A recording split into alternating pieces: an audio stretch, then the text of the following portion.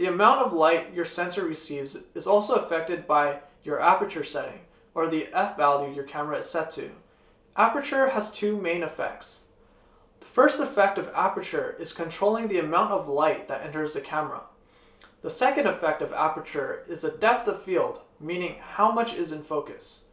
When someone talks about the largest, widest, or maximum aperture of a lens, they are referring to the lowest aperture number of the lens.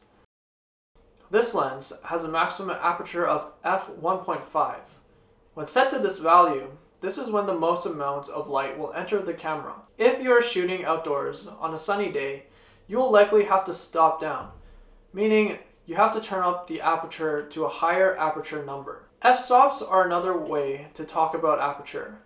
Each flip of the aperture dial opens up or closes the aperture slightly, each of these changes construing an f-stop.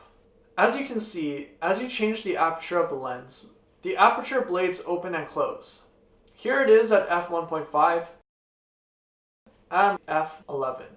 Some lenses, like this one, have manual aperture rings, where you change the aperture physically on the lens itself.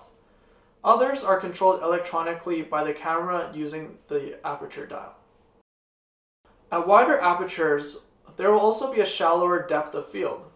This means less will appear in focus, or more technically, the plane of focus is shallower.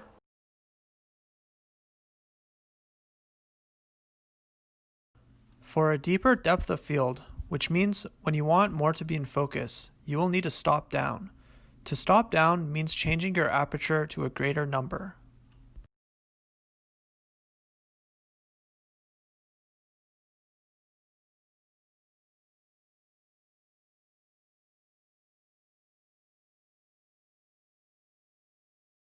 So the best way to understand aperture is to play around with your camera.